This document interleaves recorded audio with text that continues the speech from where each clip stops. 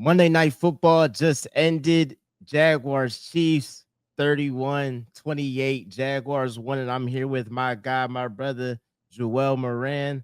He's the host, one of the co-hosts of Pick a Side podcast. He has his own things. Make sure to follow him. Description down below. How's it feeling, my guy? Everything is feeling great. I feel like now, not so much. Maybe a month or two ago, I would have felt like I'm stepping into enemy territory, the Philadelphia Eagles fan base den. But I've made amends with some of the people. Some people might still not like me, but I think I've made amends to maybe a fraction have converted, and they're like, this guy's not so bad. Hey, I mean, look, I was reposting your stuff. You talking about Hurts, giving him that respect. The film breakdowns. I mean, the receivers aren't open. And we're gonna talk about the Eagles, gonna talk about the offense, the OC. You have a player, in the background of your setup. Some say that he's the greatest of this generation. Some say that he's on the trajectory to be the GOAT. Uh, he's a guy that you feel like is the best in the league, and you sing his praises. The Chiefs are 2-3. Patrick Mahomes, he's 2-3. I would love to know like how you feel about your GOAT, your guy, falling down to Trevor Lawrence out of all guys. I've never felt more confident in this being the Chiefs season to represent the AFC, despite what we might have just saw on Monday Night Football. Trevor Lawrence and the Jaguars deserve a lot of credit, and they made a statement win. And at 4-1, they're legit. They were my pick to win the AFC South. And Trevor Lawrence, he moved me with the performance. But in regards to the Kansas City Chiefs, the Buffalo Bills just lost to the Patriots. The Baltimore Ravens are 1-4. If there is one of those three-headed monsters that I'm banking on still in the playoffs, it's the Chiefs and it's Patrick Mahomes. And while he might be 2-3 on the season, I just saw him give the Chiefs the lead and the defense blow it. And he have no time left to get a field goal. I saw week 2 against the Philadelphia Eagles, Travis Kelce drop a ball that was intercepted, which was not Mahomes' fault. Mahomes is being let down, but Rashee Rice is coming back. So there's nothing to worry or panic about right now. Hey, I mean, I've been saying Patrick Mahomes has been an MVP candidate. We saw there hasn't been a game aside from this one where you can look at and be like, Mahomes play let the team down. Now, this Jaguars game was easy, like his worst game of the season. That pick six, like again, he made up for it in the end. And I'm surprised that Steve Spagnuolo's defense couldn't stop Trevor Lawrence. And look, his last drive wasn't looking too good. I mean, Trevor could have threw the ball out of bounds. He took a sack. I'm like, what are you doing, Trevor? No situational awareness. But I'm looking at this Chiefs team, and yes, they're 2-3. And yes, like you said, does the AFC have one team that's just clearly above the rest? Like, no, you would think it's the Bills, but the Chiefs always beat them in the playoffs. So if the Chiefs just some way somehow get to that big game, whether it's at Arrowhead, was probably gonna be, in Buffalo, like you could definitely like their chances there. But I think this defense, like to be able to just really get ran through by Trevor Lawrence of all people. And I got to give credit to Liam Cohen and what they're doing. Now we can go to that side of it, but I'm just so surprised about this Chiefs defense. That's supposed to be like their calling card. It's supposed to be their strength, and I think that a big reason why they've haven't lived up to expectations is that the defensive line can't generate consistent pressure. Chris Jones is the one staple who's elite and he's going to produce every year. But outside of that, it just feels like a bunch of guys. Their linebackers are good, but they're not great. And their corners, really outside of Trent McDuffie, nobody's a real difference maker. And they lost a veteran in Justin Reed in the offseason, and now they're playing with younger corners, whether it's Jaden Hicks or Chamari Connor. And these are inexperienced players that maybe as the season progresses, they'll get better. But the Jaguars defense is just sensational. The Jaguars rallied down back from 14-0. And the offense started to get going. But I thought the biggest momentum swing was the pick six that you talked about. And Devin Lloyd, 4 interceptions in 5 games. He's playing like a defensive player of the year. And the Jaguars defense, I mean, this defense last year wasn't a good unit, but they made it a point in the offseason to bring in playmakers. Jordan Lewis from the Dallas Cowboys was an exceptional signing. Devin Lloyd taking the next step in his game. They have a Luakon at every single level. There's a difference maker on this Jaguars defense, and I think they deserve a lot of credit. They definitely do. I mean, last year they were terrible against the pass, worst in the league, god awful. And we've seen them improve there. Obviously, early on, Thornton, who has really come on of late, and been going crazy for the Chiefs. Without Rasheed Rice, without Xavier Worthy for much of this season, he's kind of turned to a guy that Mahomes can trust. But the offensive line for the Chiefs, that's been an issue. Joshua Hines Allen, like he ate, like you said, Devin Lloyd. You're talking about a pick six on Patrick Mahomes. Even just the speed to keep on going. The guys are tracking him down there, but 4 picks in 5 games. Like you talking about Devin Lloyd and you're talking about Nick Benito. That's the top two for defensive player of the year, in my opinion, right now. Like, come on now. So I do want to get to how you see the entire AFC. You touched on it a little bit too. Like, what's so you would say right now, you would still pick the Chiefs over the field? I would, because every team feels like they're on the verge of a collapse. And I think the Chiefs have something in their advantage, and that is the underdog, the prove everyone wrong mentality. I look at the Baltimore Ravens with John Harbaugh. I think that locker room is tired of him. I think the fan base is tired of him. That situation feels like it's imploding. I look at the Buffalo Bills. Josh Allen continues to be great, but Sean McDermott's defense, he's a defensive coach. It underperforms in big moments in the playoffs all the time. And I think that the Bills are one bad playoff loss away from canning Sean McDermott. The Chiefs are the only one of those three teams that has stability. That don't we know who their big two is? It's Patrick Mahomes and Andy Reid, and the team follows them. No matter how this season ends, that's going to be their quarterback. That's going to be their head coach. And I can't say the same for the Bills and the Ravens. I think while they're imploding, the Chiefs feel as if they need to prove themselves once again because of how they lost in the Super Bowl, and that gives them an added chip on their shoulder. The other teams in the field in the AFC are unproven. We have the Jacksonville Jaguars, who look feisty, the Indianapolis Colts, who look really good right now, the Pittsburgh Steelers. Do we trust that team with an aging old Aaron Rodgers? I don't think so.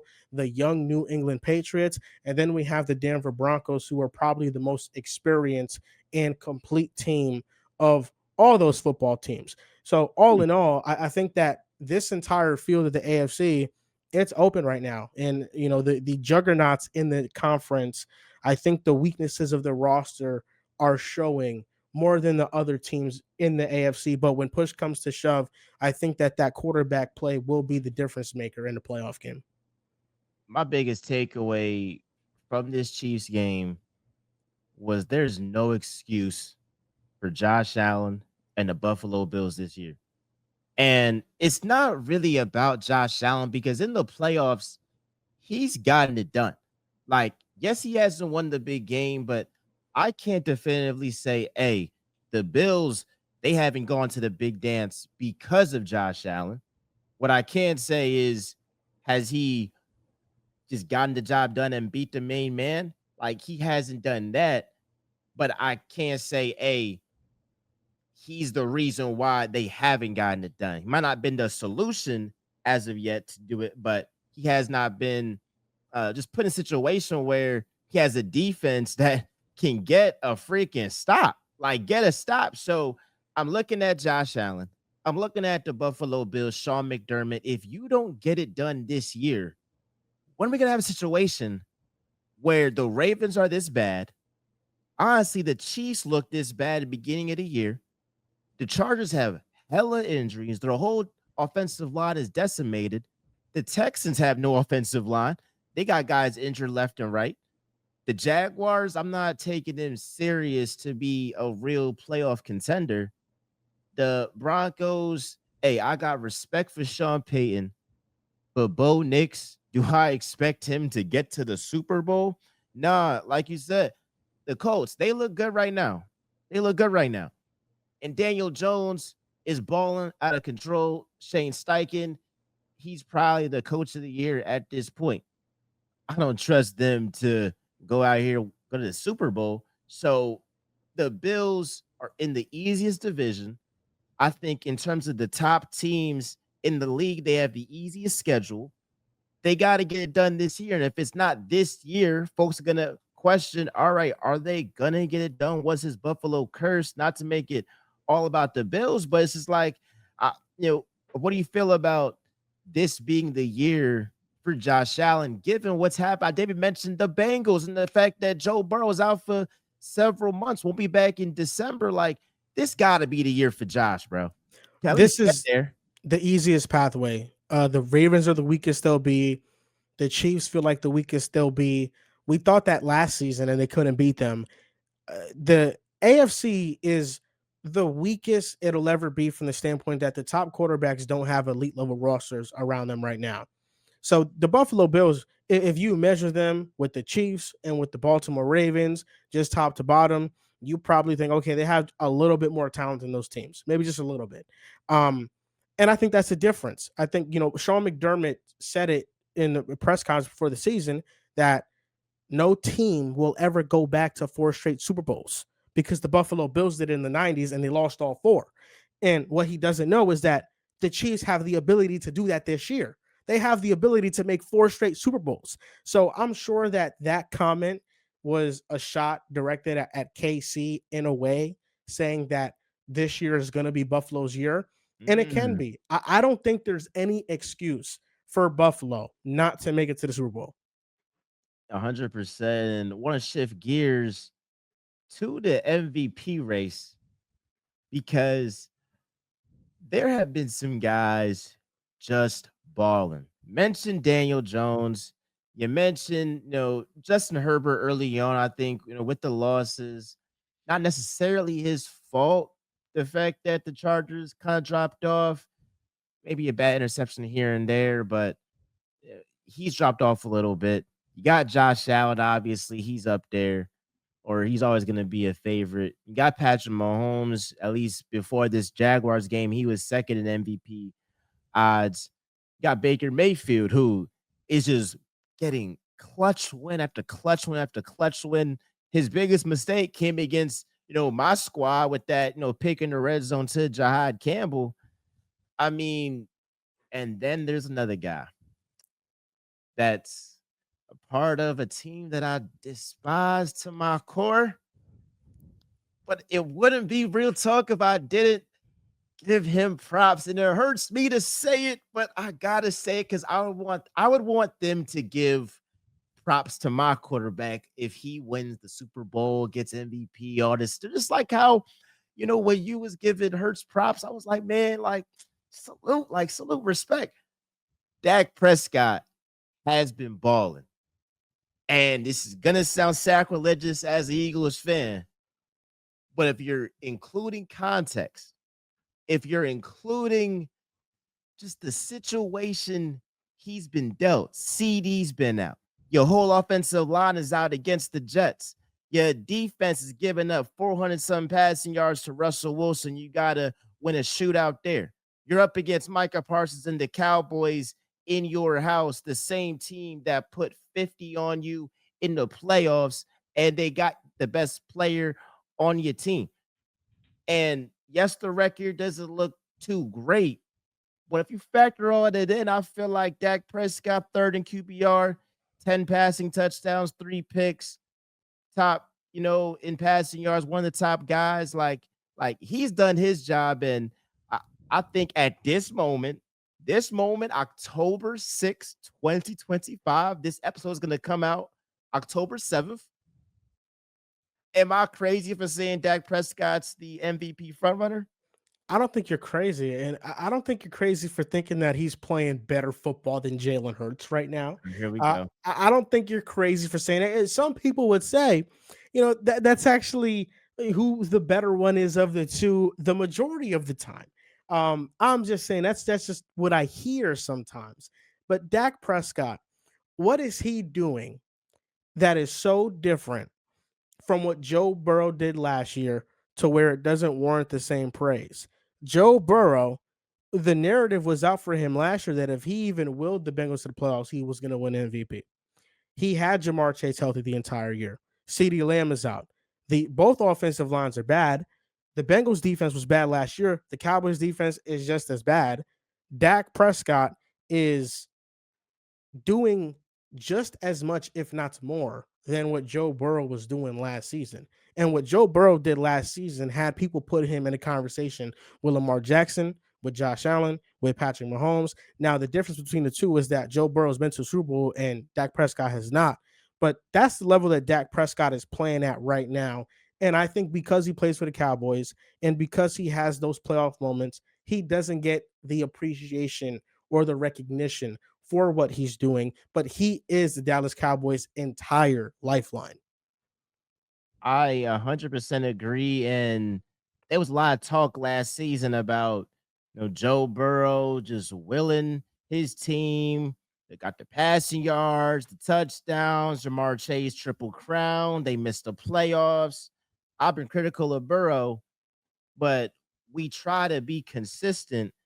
And if folks are going to prop up guys like Joe Burrow or Justin Herbert, especially in the Brandon Staley days, like you're gonna prop them up and say, those guys were MVP candidates, all this stuff. You have to treat Dak Prescott with that. And in the regular season, Dak Prescott is an elite quarterback in the regular season. Now, Yeah, come to emphasis. postseason, it's a different story. And I know everybody has a different measuring stick. Some people hold winning in a high regard. That's what I do. Some people say, hey, I like my quarterback to throw for a whole bunch of yards and we lose, and they're satisfied with that. Personally, I felt that this Monday, my squad lost for the first time in essentially a year when my guy, started to finish the game. And yeah, he threw for 280, almost 300 yards. But I mean, if he threw for 130 and they won, I would have been popping my ish. I would have been talking my stuff. And so I'd rather hey, after passing yards, get the W. So there's different people like they hold different stuff in high regard. I think with Dak Prescott, to automatically say Justin Herbert, CJ Stroud, just say that Baker Mayfield clears him. I think Baker's better, but to say that he clears him, like, no, it's a debate. If you want to talk about the Jordan Love, like he don't clear him, like it's definitely a debate. If you want to talk about the Matthew Staffords, the Hurts, I feel like those guys in the NFC, like they're just a step above everybody else because they do it in the regular season and the playoffs. But you talk about like in the NFC and the NFC quarterbacks, like Dak Prescott, he's with Jaden Daniels. He's in the Baker Mayfield class. I feel like Dak Prescott's better than Jared Goff. If he had that Lions roster, I mean, I would feel much more scared of them than I do now. And so I think like Dak is in terms of like the second tier quarterbacks that could be elite if they have a phenomenal run in the postseason, in my eyes, like Dak Prescott's top of that group. I think the quarterback play is just the best that it's ever been.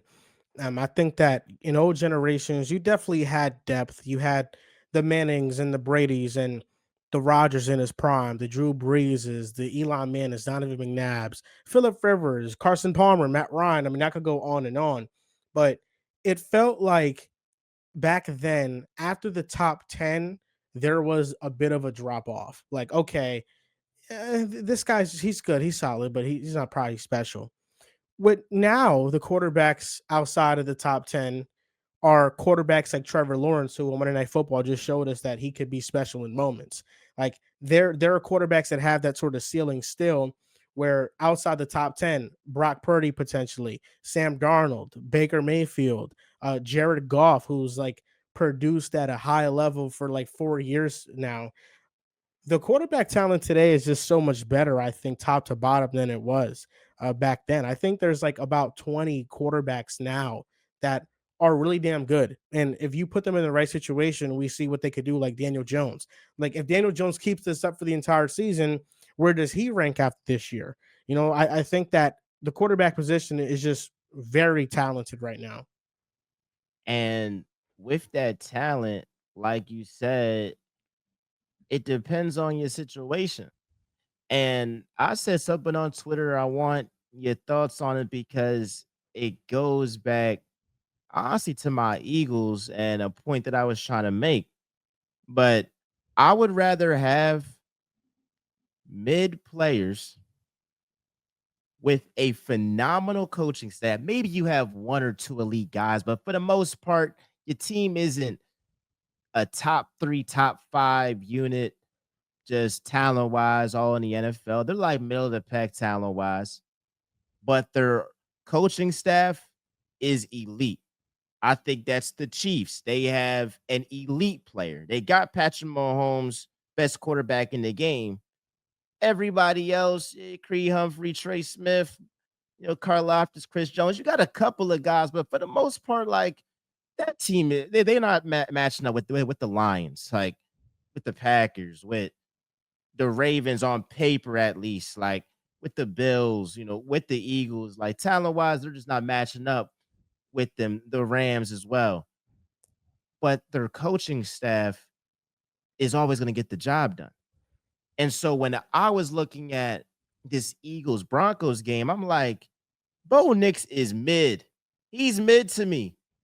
He's not nothing special. I mean, yeah, he's an NFL quarterback. Like Jared Verse said something about Hurts. He's like, hey, bro, like all these guys can throw. Like let's stop the BS. Like all these guys can throw. Like, yeah, Bo Nix can throw, but that scheme and what Sean Payton is doing there, I gotta tip my cap. I gotta respect it.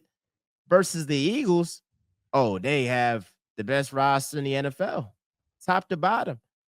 But I've said that we have a offensive coordinator who's like a 16-year-old first time driver, just got their license, and the first car they get is a Ferrari.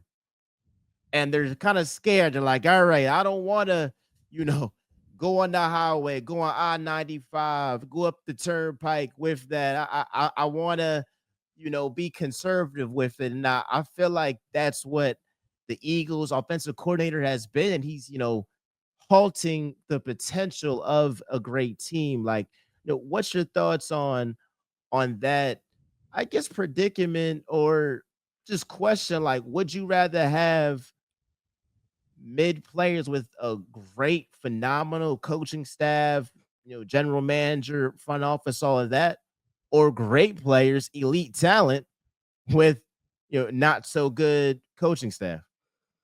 I would take the situation. I would take the coaching staff and the general manager. I think the biggest example of it is the Cincinnati Bengals. Joe Burrow is one of the best quarterbacks in the world. You have Jamar Chase, one of the best receivers in the world. Trey Hendrickson, one of the best edge rushers in the world. And they're not a good football team. And they're not a good football team because one, I don't think the coaching does the best job at putting the players in the right situations. And number two, their general manager cannot draft. If you look at the Bengals draft over the last 5 years, they have drafted little to no difference makers outside of the Burrow, Jamar Chase guys. Like in the second round, first round, Dax Hill, corners, Cam Taylor, Brett, you name it. They really haven't drafted any difference makers. Where you look at a team like the Philadelphia Eagles, the reason why 2023 you can lose in the Super Bowl, lose five defensive starters and then make it back a year later is because of the draft haul that you guys had. So I would easily take a situation over a quarterback because team building is the most important that it's ever been now. And we've seen the effects of teams giving a quarterback a big time contract. Mahomes, Lamar, and Allen are the outliers, but even then, amongst those three, only Mahomes has won. Mahomes is the only one, the only quarterback in history that has taken up 17% of a team's cap and has won a Super Bowl. So overall, like even the elite quarterbacks haven't shown the ability to win a Super Bowl if the roster has some holes here and there. So I think it makes it even worse if you give a contract like that to Tua or to Brock Purdy, etc. Like it cripples your team. But if you give a contract like Seattle gave to Sam Darnold, he's making 30 million a year. The defense is elite when healthy. The offensive weapons are there. We're calling them dark horse contenders. The contract that the Bucks gave to Baker Mayfield, it allows them to build a roster around them better. You look at the Lions and Jared Goff, they draft really well, and that's their superpower.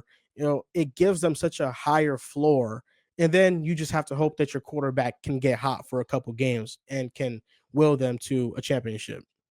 Yeah, I think the Buccaneers doing a great job because they got Baker Mayfield on a deal. On a deal. He's not making that Tua, that Dak, Burrow, Hurts type of money. Like it's definitely middle of the pack. Like he took a discount for sure, but he has a phenomenal defensive mind, Todd Bowles. He also has a phenomenal GM, and they've also drafted well. Great offensive line. Guys have been in and out, but you're normally gonna have like a decent defense like there.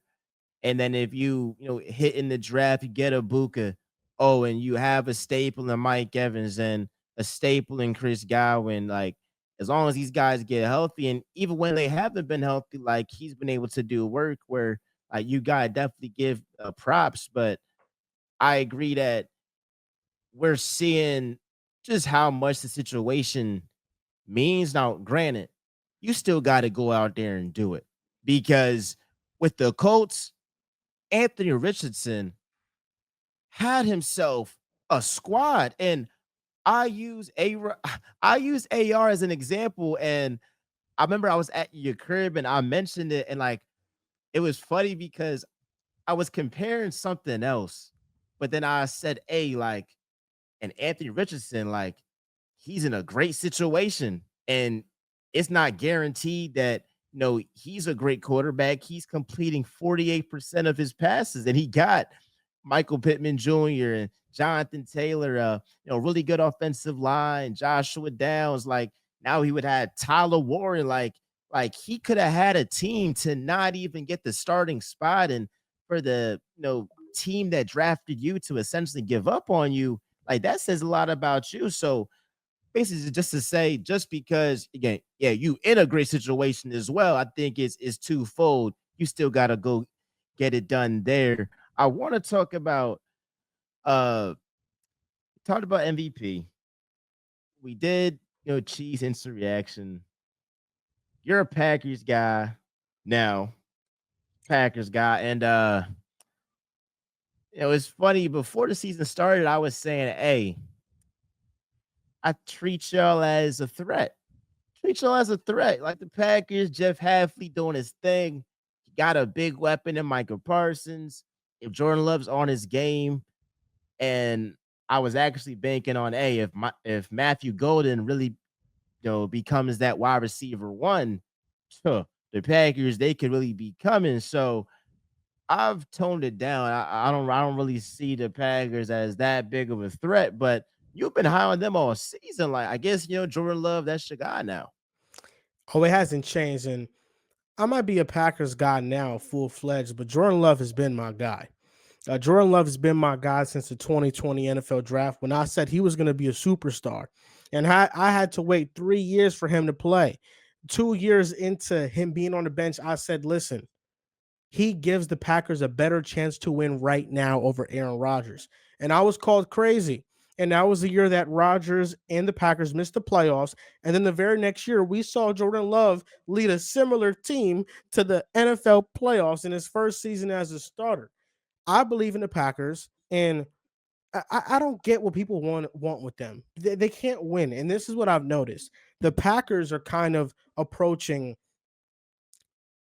territory where fans just hate them because they're the Packers. And I get it. And I've noticed that ever since becoming a Packers fan myself. But what I see is that last year they got criticized for not beating the Lions, not beating the Eagles, not beating the top teams in the NFL. But this season, the first game of the season, they dismantled the Detroit Lions. Oh, but that doesn't matter. The Lions, they're clearly not what we saw there, right? They dismantled the Commanders.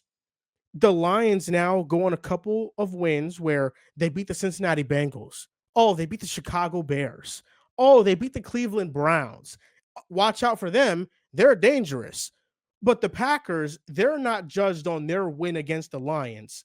The Lions aren't judged on their loss against the Packers, but the Packers are judged on their tie with the Cowboys and their loss to the Browns, while the Lions are judged on their wins against the Bengals, the Browns, and the Bears. I'd rather be a team that dominates and beats the great elite level teams and plays down the competition than vice versa. Last year, that was the main criticism for the Packers. They can't beat the best teams. This year, they beat the living shit out the Detroit Lions to the point that people said they might miss the playoffs. That's how bad it looked. But that game doesn't matter. We don't measure the Packers by their best moment, but we measure the Lions by their best and we ignore their worst. And that's my issue with it. The Packers are far from healthy and they're going to be a contender in the NFC. And I guarantee it. They're going to represent the NFC. At minimum, Ooh, they're making the NFC championship. mm. At minimum. So you're predicting Eagles Packers in the NFC Championship. You are. It could be Eagles Packers. It could be Rams Packers. It could be Buccaneers Packers. It could be Lions Packers. It can be whoever Packers, but Also, it's like going to be the Packers. it don't matter. Jordan Love's getting to his first Super Bowl in your eyes. At 27 years old, Bart Starr did it. Brett Favre did it. Aaron Rodgers did it. And Jordan Love's going to do it. You see, like, there's this guy from Houston, Texas, right? He started his college career at Alabama. They doubted him, tear down on his name, said he wouldn't be nothing. He was a running back. Went to Oklahoma, became a Heisman finalist. Got CD to become a first round pick. He goes to the Eagles, where they had a franchise quarterback, where people question, why did they draft this guy, Jalen Alexander Hurts, in the second round? Doesn't Carson Wentz need some help? In his first game against the Saints, 10-2 team, best defense in the league, he beats them, shocks the world. A couple years later, I see with my own eyes him raise the Lombardi trophy. I'm letting you know that him and A.J. Brown and Saquon Barkley, it was reported they had a long talk. They talked it out.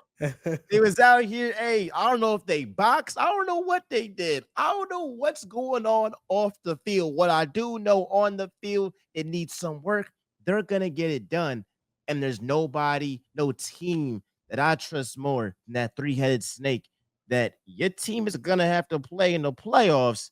And I like our chances, just like how, me and my dad, went to that Packers playoff game, right? And Jordan Love got picked off a couple of times. So I hope for your sake that at least until you get to my team, Jordan Love is the good Jordan Love, because the bad Jordan Love can come out sometimes, and then I don't know, but good Jordan Love, like elite. But then he just shows you a bonehead interception. It's like, dang. So for your sake, I hope that against the 49ers, against the Rams, against the Buccaneers, against the Cowboys, I would love for y'all to thrash the Cowboys if they ever make it that far in the playoffs, or Commanders, Lions. I think you make a good point that the Lions, frankly, haven't beat anybody. And I give him the Ravens. I'll give him the Ravens just off the strength of you still have to face Lamar Jackson, Derrick Henry at the end of the day. And that's a formidable offense. But their defense sucks. The Bears suck. The Browns suck. and who they just play the Bengals with Jake Browning, like that wasn't a fair matchup there. So I'm definitely with you that we got to look at who these teams have played, versus a lot of these teams that are racking up wins against not too good competition. They face the top dogs, like you said last year. The whole narrative was, hey, the Packers, they'll beat up on the bad teams, and they get to the great teams. And their record, they were getting beat by the Lions. They were close, but still lost those games, the Vikings, etc. So that's what that is there. Any response before we get to this start bench cut? Because you know, I, I guess I'll probably have y'all. mm, I say Eagles number one, Buccaneers number two, Packers number three.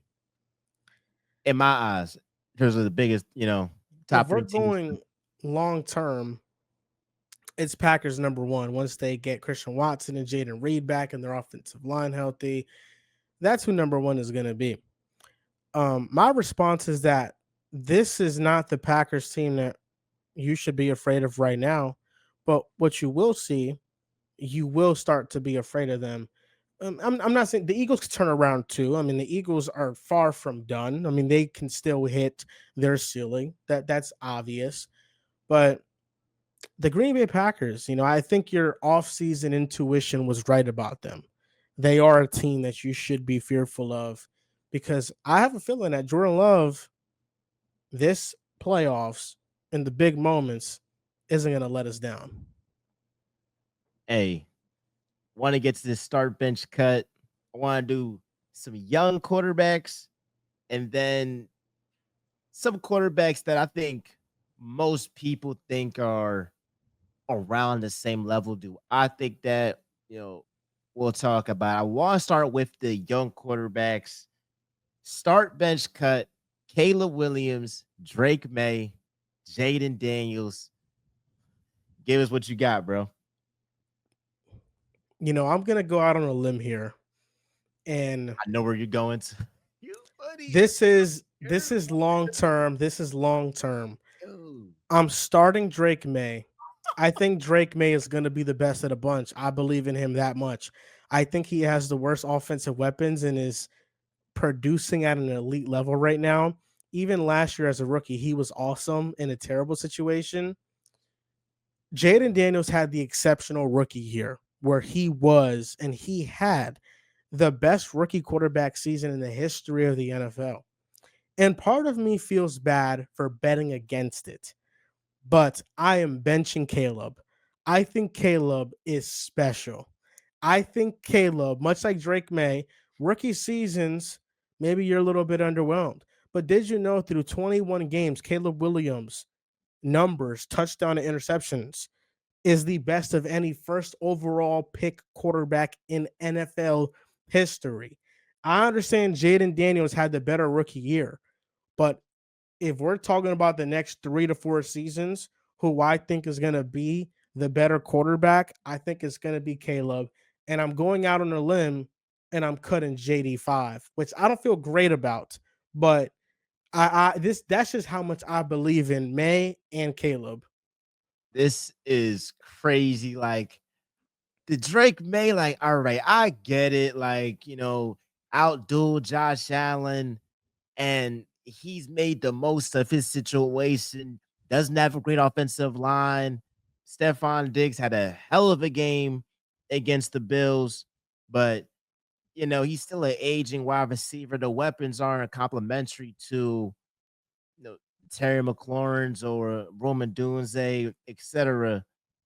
But there is no way, and this is me as an Eagles fan, that I'm starting anybody else out of those three other than Jaden Daniels. I mean, he faced the same exact defense that Patrick Mahomes faced. And I'm not going to lie, in that third quarter in the NFC Championship, I ain't going to say I was nervous, but I didn't think the game was won yet. And Jaden Daniels did everything he could, but it's only so much you can do when all these guys on your squad is fumbling the ball. I mean, I think off the first snap of the game, dang near like one of their first snaps. Or I think it was like their second drive, but in the beginning of the game, they fumbled the ball. Like, what are we doing? So I just don't think with Jane Daniels' resume, with what he's done, like you said, best rookie season of all time. He's going farther than Dak Prescott in the playoffs. He's done a lot of things. He went to Baker Mayfield's house and outdueled him. He went to Jared Goff's house, outdueled him as a 7.5 point favorite. Jaden Daniels got to start. And then bench, I'll go Drake May. So when you talk about the projections, like I'm with you. I think that if Drake May had Ben Johnson, if he had Roma Dunze, DJ Moore, Cole Kmet, now the Bears should have got Tyler Warren. That's just Ben Johnson, I think, trying to outsmart everybody. But the Bears have way more weapons than what the Patriots have. I feel like Drake May would do wonders with that offensive play caller and with those weapons. And I'm gonna have to cut Caleb Williams. Do I think Caleb is a bad quarterback? No, I think like he can be a star. And like you said earlier, this episode is like the QB play is nice. Like the QB play is nice. Like even like there's something to like if you're a fan of the Falcons or the Vikings. Like there's something to like about every quarterback. Obviously, other guys, those top three, I feel like are a step above Penix and McCarthy. But I gotta bench Drake May. I gotta cut Caleb. But it's another start bench cut that we got here before we end this episode. Start bench cut Jalen Hurts, Dak Prescott, Baker Mayfield. Now, because these aren't young quarterbacks, MJ, I'm going to do this a little bit differently. I'm going to do it based on the 2025 season only. And based on the 2025 season only, Baker Mayfield is my MVP. 4 game winning drives in 5 games, 10 touchdowns and 1 interception, playing with a ton of injuries. The defense has been solid, but it hasn't been exceptional. Baker Mayfield's my start. I'm benching Dak Prescott. And unfortunately, due to the offensive coordinator issues, I have to cut Jalen Hurts. You see, like I understand stats wise, passing yards wise, passing touchdowns wise, like, all right, Dak, Baker, though they have just been more impressive passing wise for sure. And like you said, the offensive coordinator situation in Philly isn't very good. They're still trying to find those kinks. But I saw this man, Jalen Hurts, 19 points down against Matthew Stafford, have 200 passing yards in a half. AJ Brown in a half almost eclipsed what he has the whole entire season. That's, I think, an indictment on the offensive coordinator. It's not the players.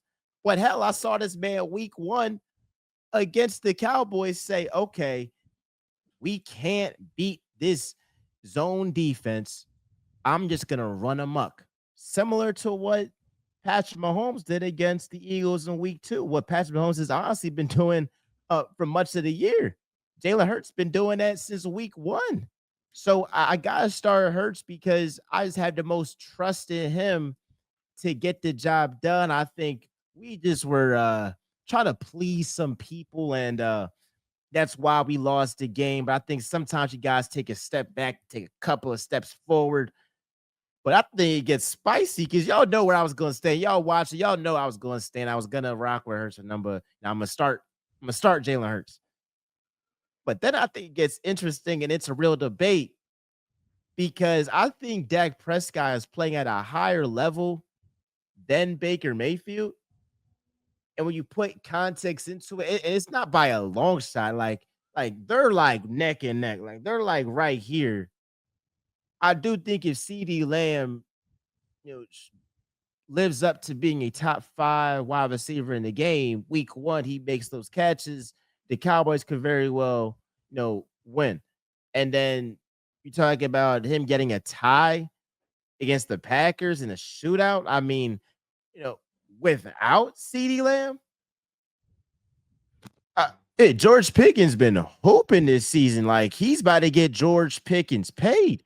So Baker Mayfield, he been amazing too. Like Emeka Ibuka's looking like the runaway favorite for offensive rookie of the year. They've been going crazy there. I think I'll go. Yeah, I'll go with Dak. I'll go with Dak because against my squad, like he ain't make any mistakes. Like he was hooping. He was hooping for sure. And Baker had that big mistake there. I haven't seen Dak really have like a big mistake there where you could argue that really cost his team the game. But Joel, it was phenomenal to have you on. My guy gotta bring you on, and we'll bring you on throughout the season as well. Just tell the people what you've been doing, what you've been up to, and how life been treating you. Yeah, everything's been good, man. I'm just excited that football season is here. I'm happy that you had me on your show, Real Talk with MJ. And you can find me at Pick a Side, doing a podcast 2-3 times a week. My personal channels at Joel V. Moran, breaking down some football. Basketball season is around the corner, so potentially breaking that down too. But it was a pleasure being on the show. Yes, sir. Yes, sir. And go ahead, follow him. All NFL, got NBA coming up a couple of weeks. Can't wait. Talk, cover all of that. Everybody like, comment, subscribe, share a friend, share a friend. We'll talk with MJ. My guy, Joel Moran. We are out.